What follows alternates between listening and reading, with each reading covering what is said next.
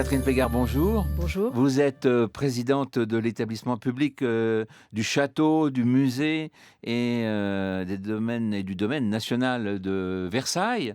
Et vous êtes là autour de nous aujourd'hui à France Info parce que nous allons évoquer plusieurs choses. Tout d'abord, une exposition et un livre autour de la mort de Louis XIV. Ce livre, c'est Le roi est mort. Louis XIV 1715, puisque l'année dernière, donc, on a commémoré le tricentenaire de la disparition de Louis XIV. C'est un livre qui a été écrit sous la direction de Gérard Sabatier et de Béatrix Saul, qui est directeur conservateur général du Musée national des châteaux de Versailles et de Trianon. Et vous êtes là aussi parce que vous allez nous donner un petit peu un aperçu de ce que sera le programme de cette année à Versailles, qui est un programme très très riche. Commençons par le livre et commençons aussi par cette exposition tout à fait extraordinaire. Je dois dire que je n'avais très sincèrement aucune idée, mais je n'ai pas vu beaucoup de choses dans ma vie, mais n'avais aucune idée de ce que pouvaient être les funérailles d'un monarque français. Et là, dans l'exposition que vous présentez, on touche du doigt très exactement ce que pouvait représenter pendant près de 2 mois les funérailles d'un roi, en l'occurrence Louis XIV, puisque du jour de sa mort jusqu'à son, son, son enterrement à la basilique Saint-Denis, on suit tout pas à pas. Il y a des décors, il y a des tableaux, il y a des lettres, il y a des manuscrits, il y a des objets, des éventails, des robes. Enfin, c'est absolument invraisemblable. Et c'est une exposition vraiment très émouvante, je dirais, en même temps, parce qu'elle nous rend un Louis XIV plus humain. Et à ce titre-là, d'ailleurs, j'aime bien les quelques mots qui sont placés au tout début de l'exposition, qui sont ceux de Voltaire. Absolument, mais je crois que cette exposition, que vous disiez tout à l'heure, je n'avais aucune idée de ce que pouvaient être les funérailles du roi, mais nous non plus. D'abord parce qu'il y a extrêmement peu de documents tout à fait qui rendent compte absolument de la réalité de ce long cérémonial des funérailles qui a duré, comme vous le disiez, près de 2 mois. Et donc, cette exposition nous transporte dans cet univers-là, dans l'univers des funérailles du roi. Et c'est effectivement très émouvant parce que certes, c'est la mort d'un roi, un roi qui se met en scène, parce qu'il s'est toujours mis en scène, dès qu'il est devenu roi jusqu'à sa mort. Mais aussi, c'est un homme qui meurt, et c'est un homme qui meurt dans le respect de la religion et avec une idée très précise de ce que doivent être les rites religieux qui accompagnent sa mort. Et donc, je crois que par 100 détails, on découvre l'univers intime du roi au moment où il va mourir. On a suivi pas à pas sa mort parce qu'il y a des témoignages écrits, pas seulement ceux de Saint-Simon. Et il y a ces témoignages qui disent: «Eh bien, aujourd'hui, le roi se plaint d'une sciatique. Aujourd'hui, madame de Maintenon va quitter Versailles pour ne plus jamais y revenir». Donc on voit se dérouler cette fin inexorable, cette fin qui est très attendue par les sujets du roi parce que ça fait quand même très longtemps qu'ils s'épuisent dans un règne, qui leur semble tout à fait interminable et que certains ont envie de changement, comme on dirait aujourd'hui. Et puis en même temps, c'est cette figure, du monarque, qui a été un monarque absolu, qui a été un très grand roi et qu'ils respectent en même temps. Donc il y a cette espèce d'ambivalence, de la lassitude et puis en même temps du respect qui dure et qui dure par-delà la mort jusqu'à cet ensevelissement à la basilique Saint-Denis qu'on suit en procession pendant toute une nuit, pour atteindre cette basilique, à la fin du mois d'octobre. Mais avant la mort, il y a la souffrance du roi, terrible. Oui, il y a une agonie qui est sans doute terrible et que le roi dissimule puisqu'il ne change rien à sa vie. Il demande de la musique le jour de la Saint-Louis, parce qu'il ne change rien à ses habitudes et que la musique l'a toujours accompagné.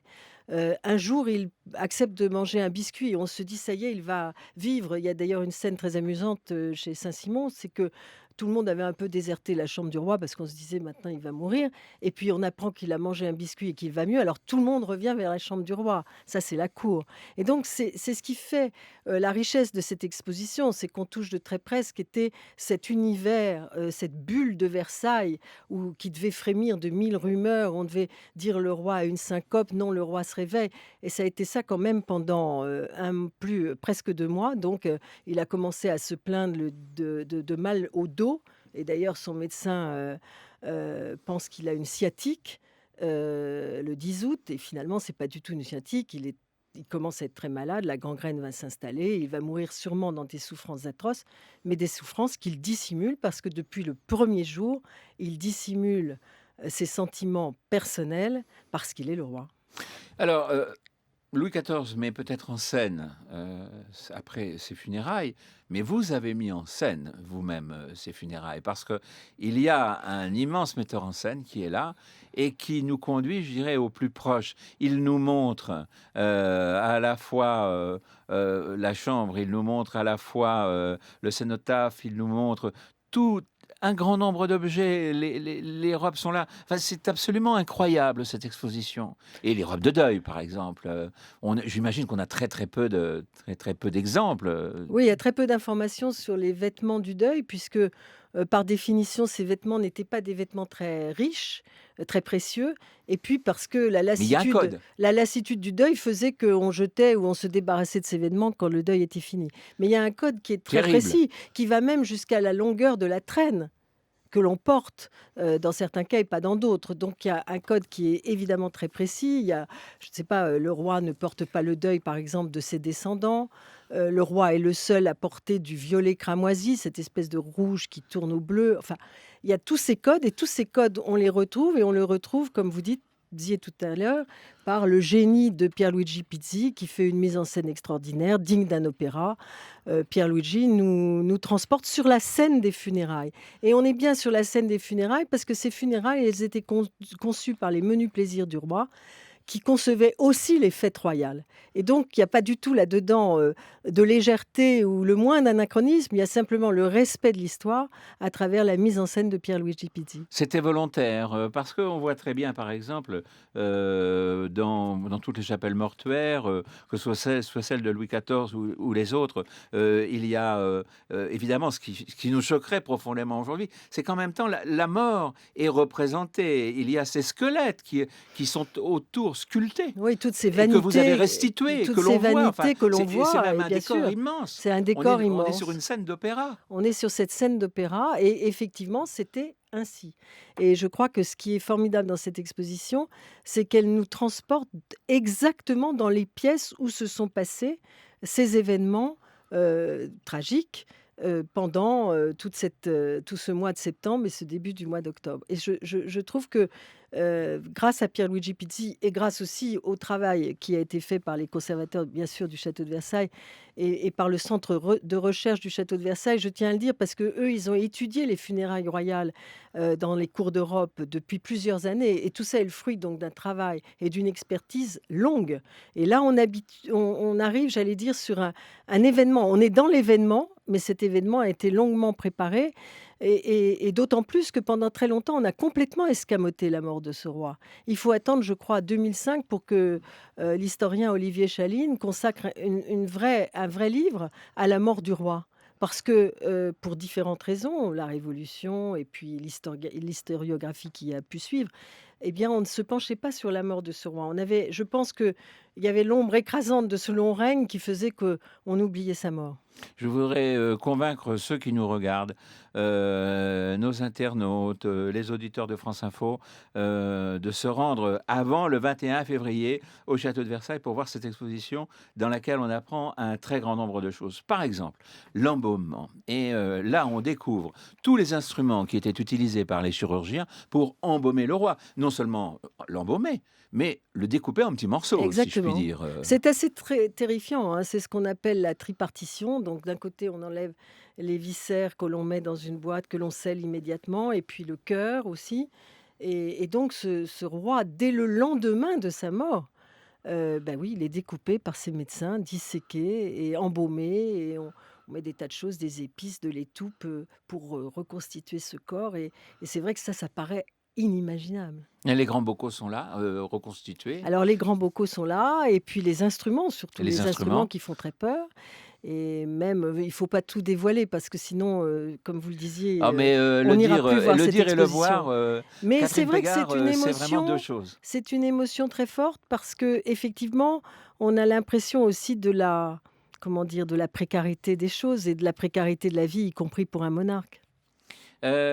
Autre chose, évidemment, il y a une sorte de restitution, de ce cortège qui va quitter Versailles, à la nuit pour arriver à l'aube à Saint-Denis. Alors, pour, nos auditeurs, qui, se rendent pas bien compte, entre Versailles, il faut passer par le nord de Paris pour aller jusqu'à la basilique Saint-Denis.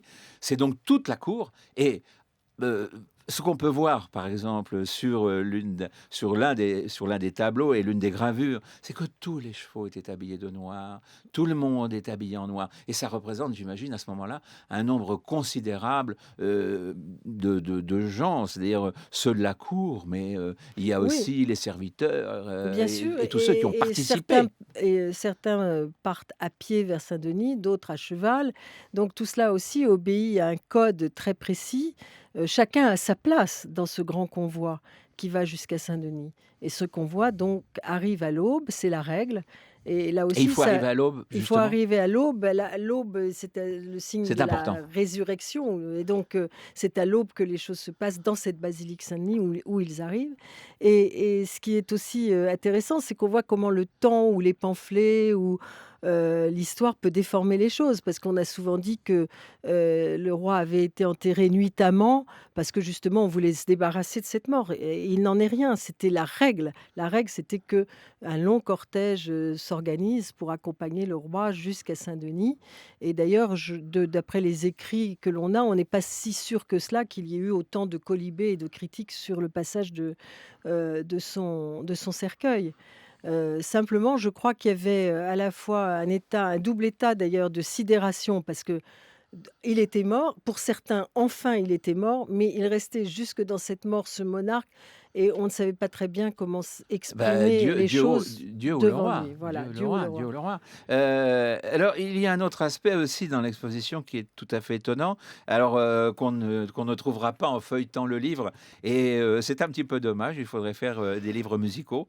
C'est, cette musique, très, très sobre, qui est présente tout au long du parcours. Elle est très sobre. Très obsédante Elle est obsédante, mais en même et temps, un et rythme elle très n'est très pas lent. elle n'est pas, heu, elle n'est pas insupportable, loin de là. Pas du tout, elle Mais scande. elle ponctue au fur et à mesure. O oui, je pense que ça aussi, c'est très émouvant parce que c'est le moment de la réflexion.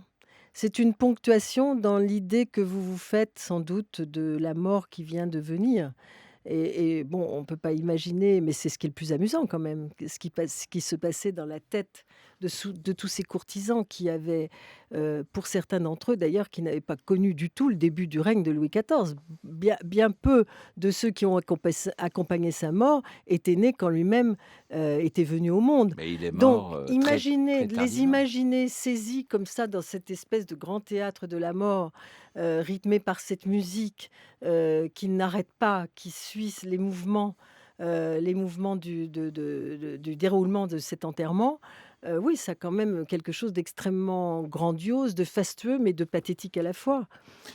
J'imagine que la préparation d'une exposition, comme, celle-là, c'est un c'est un travail, très long, non, Catherine C'était Pégard? un travail très long, c'est le travail des conservateurs du château de Versailles sous la direction de Béatrix Saule et je dois dire que Béatrix Saule, qui, dirige, le musée de Versailles du château de Versailles, depuis de nombreuses années et qui surtout connaît Versailles mieux que personne, je pense qu'elle y a mis, ce supplément de connaissances, ce supplément d'âme qui fait que cette exposition rend cette mort totalement authentique. Et Et alors, je crois que la force de cette exposition, elle tient évidemment à ce que l'on montre, mais elle tient à l'esprit qui souffle sur cette exposition. je dois dire qu'il faut aussi, enfin, il faut impérativement, une fois que la visite est terminée, filer à la librairie du château et acquérir, acheter le livre publié par le château de Versailles et les éditions Taillandier,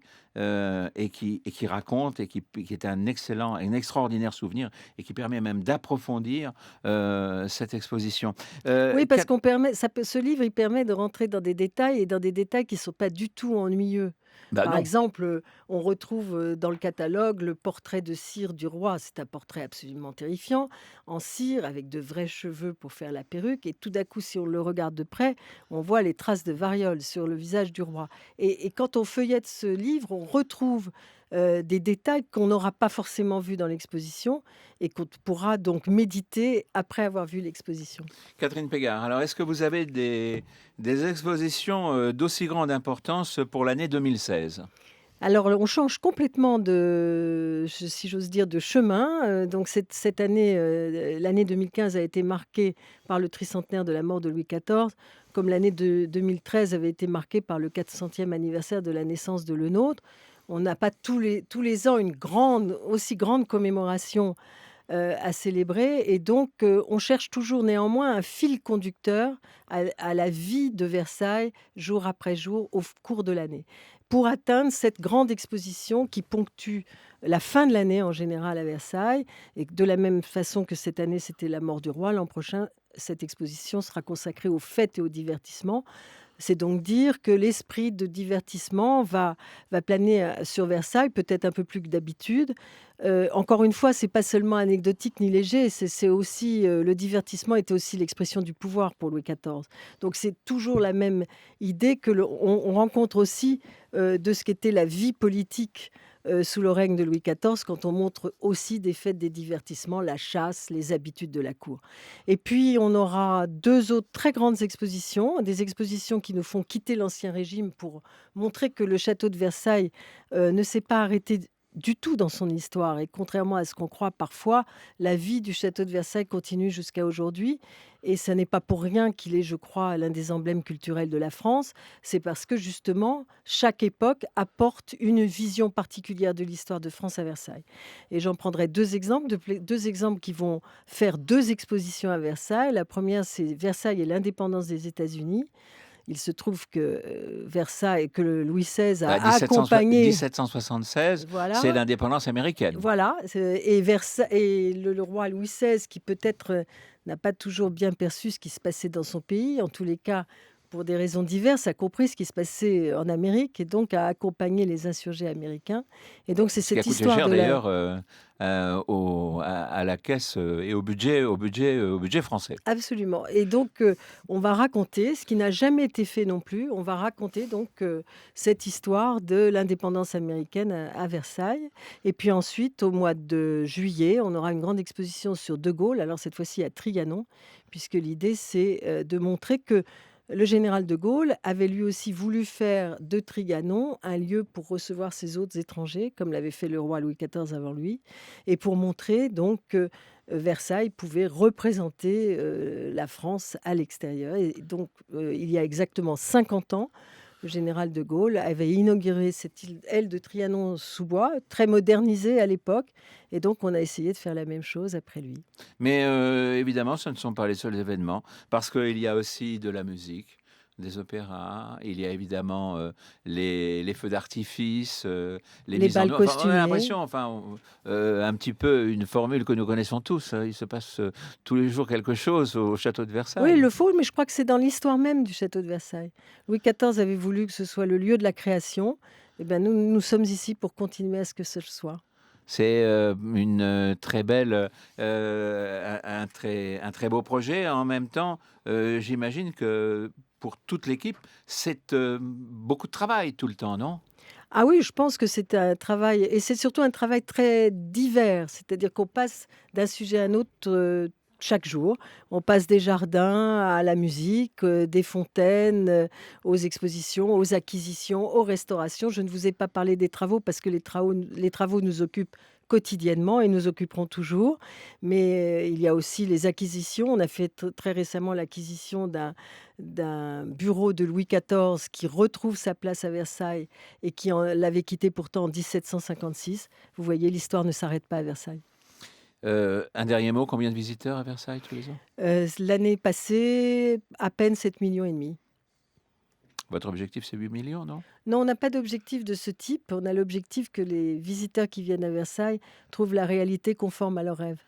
Merci beaucoup, Catherine Pégard. Alors, je rappelle le titre de ce livre qui accompagne l'exposition qui se tient jusqu'au 21 février 2016. Le roi est mort, Louis XIV, 1715, mais l'exposition se poursuit donc encore quelques semaines. Un livre publié aux éditions par le Château de Versailles et coédition avec les éditions Talendier. Un livre très, très illustré, des textes vraiment formidables et avec vraiment des illustrations impossible de les montrer, là, il y en a tellement d'abord, et puis ensuite, vous les verriez très mal, mais feuilletez ce livre, s'il vous plaît.